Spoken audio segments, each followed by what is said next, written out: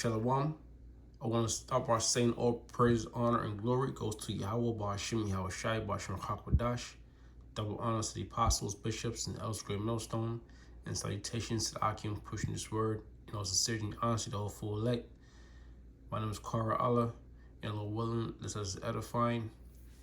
The title is going to be What is Happening in Sudan and World War III coming to pass. Now you can see it on the title. This is from Independent. All right, and it says, what is happening in Sudan, the war and conflict explained. Just touching on it a little bit. It's a little uprising going on in Sudan, and everything's going according to biblical prophecies. So I'm gonna let this video play for a second, and I'll continue on my lesson through the Spirit.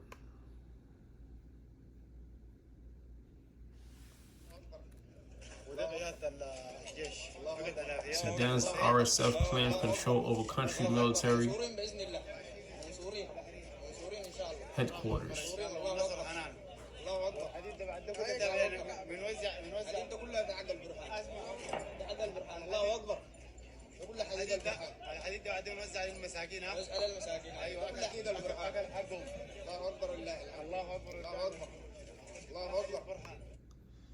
All right.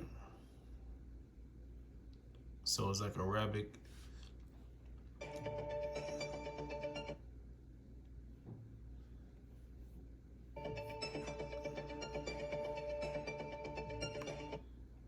Plane burns at Sudan airports as fighting continues.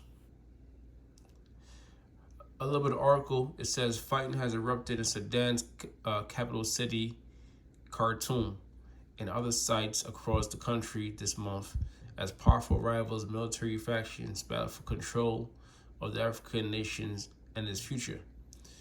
So far, over 420 people, including 24 civilians, have been killed in the conflict and over 3,700 wounded. It says the sudden slide into violence between the Sudan's army and the paramilitary group called the Rapid Support Force, RSF, has stranded thousands of foreigners, including diplomats and aid workers in the country, with the UK, US, France, Germany, Italy, Greece, Egypt, Saudi Arabia, and the Gulf states among those closing their embassies and working to evacuate their nationals.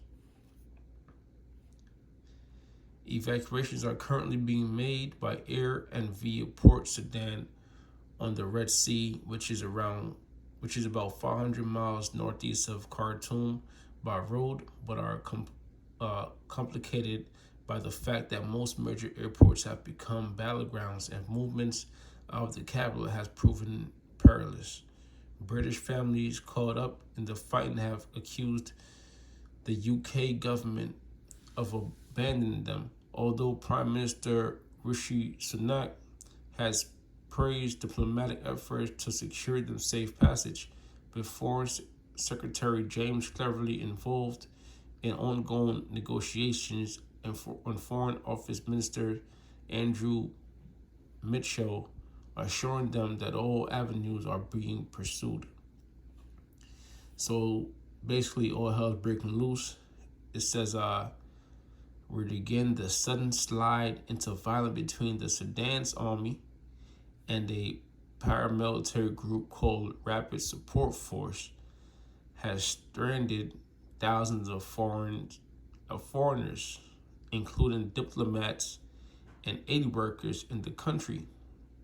Diplomats and aid workers going into the embassies, and the diplomats are going into basically like ambassadors from different countries like the US, like Germany, Italy. Okay, I believe it doesn't say it, but Russia, China is also involved in this whole thing. So it's basically a civil war breaking out, which is according to prophecies, all right, which is going into the World War III also, because it's a world war. So it says has stranded thousands of foreigners, including diplomats and aid workers, in the country, with the UK, US, France, Germany, Italy, Greece, Egypt, Saudi Arabia, and the Gulf states among those closing their embassies and working to evacuate their nationals. With this is a lot of UN nations or even NATO nations. So this battle could be between NATO and BRICS. Could be supporting these two military groups. All right, we have the Sudan's army and a paramilitary group called the Rapid Support Forces, and basically they're fighting for control of Sudan. It says fighting has erupted in Sudan's capital city, Khartoum, and other cities across the country this month as powerful rival military factions battle for control of the African nation and its future, right? Because these nations are either siding with NATO or they're siding with BRICS, or China or Russia, or really China or BRICS, or they're siding with America and NATO, and that's basically why the fighting really starts. They don't really go into too much details, but we know this is why the fighting starts. Okay. Now, after this, I'm going to the scriptures. It's called Khartoum.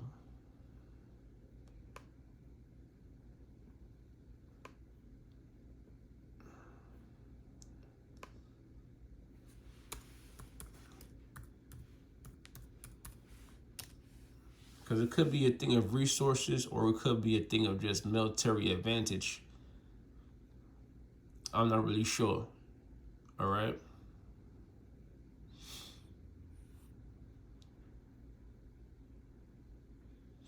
Oh, okay, Salakia.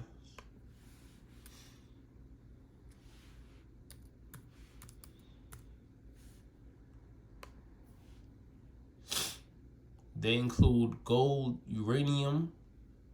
This is the resources in Sudan. They include gold, uranium, chromite, gypsum, mica, marble, and iron ore. Despite great hydraulic potential, only a small percentage of Sudan's electricity is produced by hydraulic plants.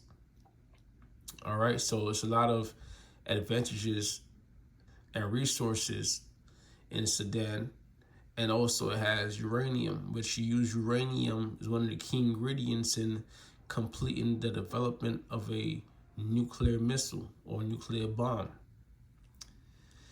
So let's go back. Now we see some of the importance of Sudan. There might be some strategic importance to it also, but now that's being read, let's get into the precepts, and that's going to be it. Lord willing, lessons edifying.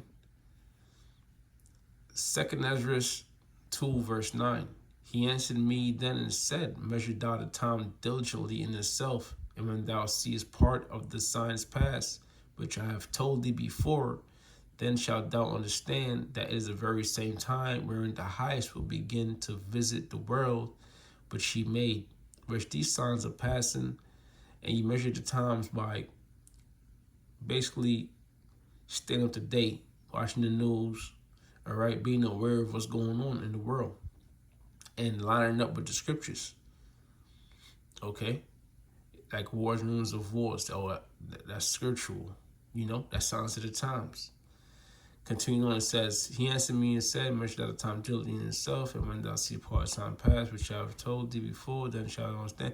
And we've seen these signs come to pass, which is mentioned in the scriptures, which is prophecy. Verse 3, therefore, when there shall be seen earthquakes and uproars of the people in the world, and that's what we're seeing. We're seeing earthquakes is all happening all over. Okay, earthquakes are happening all over, and we're also seeing uproars of the people. For example, Australia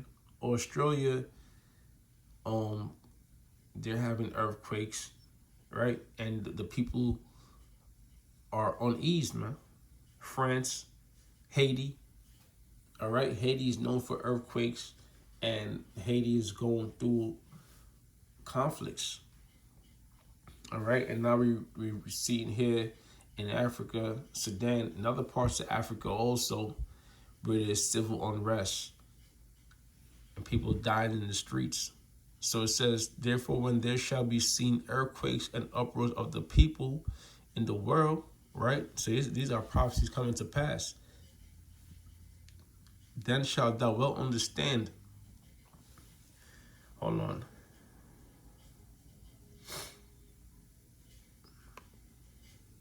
Let me zoom in a little bit. It says, then shalt thou understand that is the very same time wherein the highest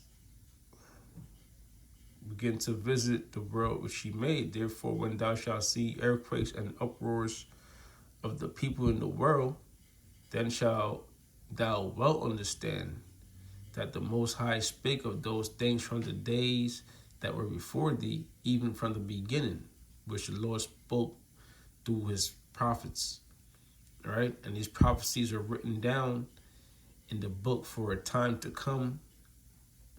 Right, so now we're living the time of those prophecies coming to pass. It says, for like as all things made in the world has a beginning and an end, and the end is manifest. All right, and the times are manifest, because why? What we're seeing is according to prophecies. It says Luke 12:49. I am come to send fire on earth, and what will I if it be already kindled?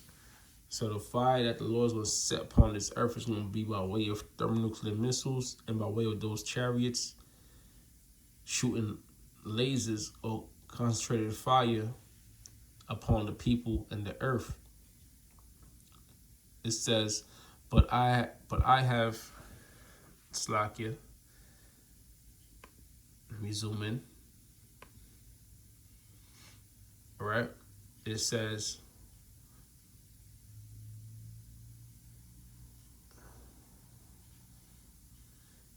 Luke 12:50, but I have a baptism to be baptized with, and how am I straightened till it be accomplished? All right, so the Lord had a mission at that time. It says, suppose ye that I am come to give peace on earth. I tell you, nay, but rather division. And we're seeing the division because it's a civil war. All right, which the countries in disagreements. You know, same thing with Haiti, France, you know, and also here in America. And you know what? It's going to get hot. For from henceforth there shall be 5 in one house, divided 3 against 2 and 2 against 3. The father shall be divided against the son, and the son against the father, the mother against the daughter, and the daughter against the mother, and the mother-in-law against the daughter-in-law, and the daughter-in-law against the mother-in-law.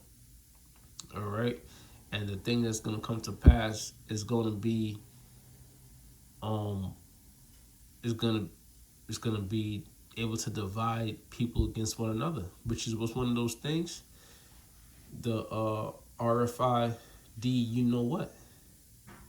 All right, some people are going to feel strongly about taking it, and some people are going to feel strongly about not taking it.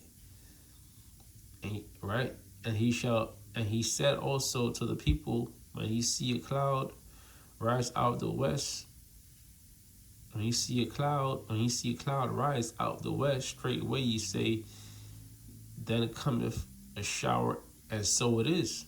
And when you see a south wind blow, you say there will be heat, and it come to pass. Yea, hypocrites, you can discern the face of the sky and of the earth, because you can tell what's going to rain, what's going to be a storm, when you're going to have nice weather by looking at the skies and feeling the breeze and smelling the air, right? It says, but how is it that you do not discern this time? Right, look around you and understand the time you're in. Yea, And why even of yourselves judge ye not what is right? Okay. So that's basically the point, man. The Lord back in Luke 12 and 50, but I have to back to Slakia 12:49. Yea, I come to send fire on earth, and what will I if it be already kindled? And how is the earth going to be already kindled? By the chaos, the uprisings, the plagues, the wars. All right. So this place is already going to be in a state of disaster. But then when the Lord comes, He's going to bring that fire to really finish this place off. Mainly America, in other parts of the world, Israel, parts of Russia. But mainly America is going to be destroyed off the face of the map. This is Joel 3 and 1. For behold, in those days and that time when I shall bring again the captivity of Judah and Jerusalem, I will also write the captivity of Judah and Jerusalem. All right. You so-called Negroes, Latinos, and Native Americans. For behold, in those days and that time when I shall bring again the captivity. Let's look up the word captivity real quick. Captivity.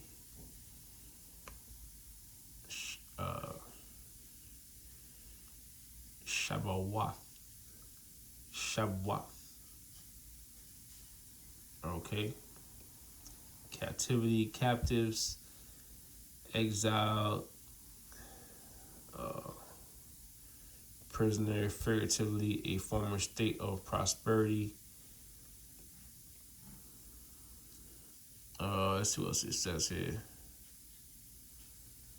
Captive. The first form very often. Captivity. Captives, the root. Let's go to the root word. If there's a root word here. Shabbat.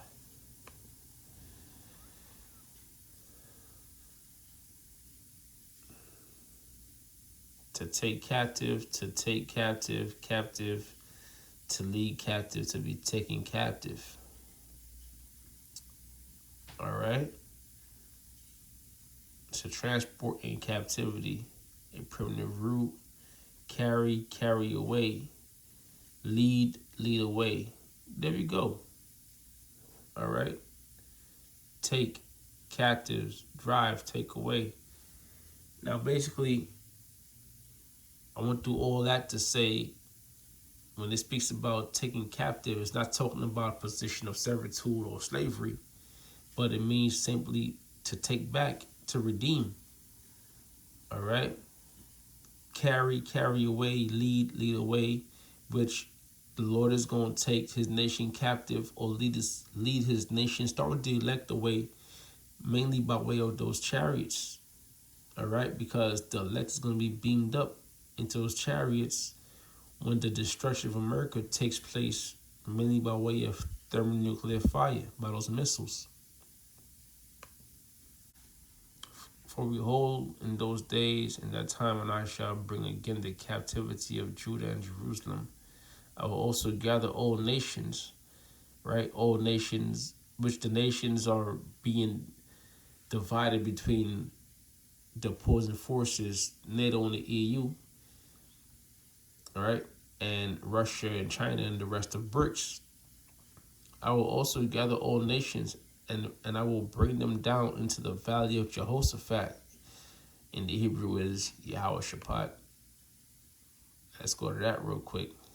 Valley of Jehoshaphat. Okay. Which is Strong's H3092. Yahweh Shaphat. Right? Which is to say, Yahweh has judged, or Yahweh's judgment, because he's going to judge the nations. So this is back in Joel 3 and 2. I will also gather all nations, and I will bring them down into the valley of Jehoshaphat, and I will plead with them for my people and for my heritage, Israel.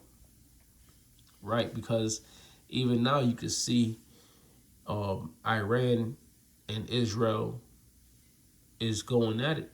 More unrest, more uproars, and Israel is calling on America. This is current. This is current news. Israel calling on America to fight against Iran because Iran is developing those nuclear missiles, which Iran is backed by Russia. All right. So we watching Iran and those neighboring countries because we know that the Valley of Jehoshaphat is talking about that location.